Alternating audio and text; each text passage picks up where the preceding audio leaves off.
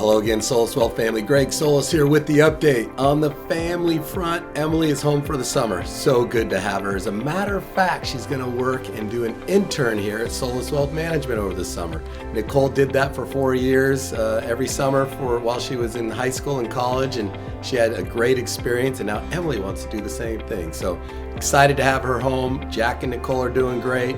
Monica's doing awesome. I hope your family is doing well also. Well, market-wise, it's been a great 6 weeks. As I mentioned during our last message that I gave to you, the market's rallied a lot. As a matter of fact, peak to trough, as you heard me say, the NASDAQ was down about 25%. The S&P 500 was down about 20%. The S&P 500 is now only down about 4% from its all-time high, and the NASDAQ is only down about 5%, if you can believe that.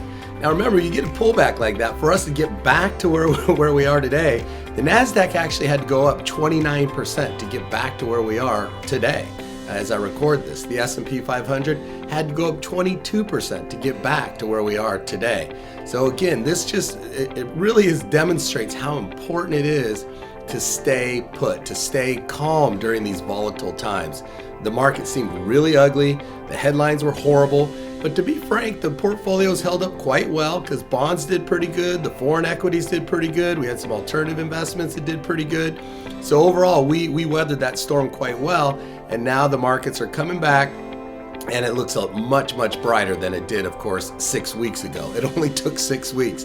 If you recall me saying, I don't know what's going to happen over the next few months, but I know where we will be over the next 3, 4, 5, 10 years. I feel very confident that the equity markets will do very well over long periods of time, but on the shorter periods, we just don't know. A lot of volatility.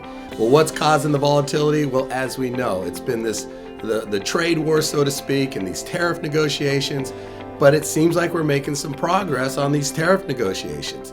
China and the US got together. They came up with some agreements where they would lower the tariffs from 145 all the way down to 30 for China, and then for the US they lowered them from 125 down to 10% on the tariff. So they're working towards some good deals for both countries, hopefully, and it seems as though there's some good negotiations going on with other trade agreements with other countries. So this is rolling out. The markets like it.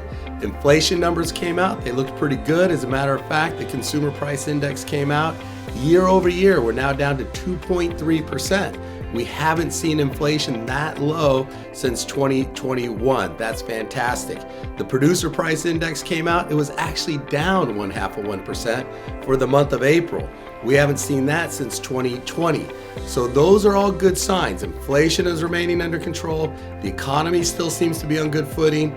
The Fed it's looking, the market's pricing in 2 decreases in the Fed funds rate before the end of the year. So that's good news. So we might see the Fed funds lowering rates a little bit to keep things moving. Inflation's under control. It seems like negotiations are progressing pretty good with these tariff issues. So things are looking a little better, and I think the markets have priced that in. So again, expect volatility. It's part of the journey.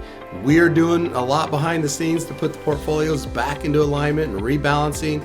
But frankly, we're doing quite well. All is well on our end. Of course, if you have questions, don't hesitate to call. You know we're here for you. My very best to you and your family. Take care and God bless.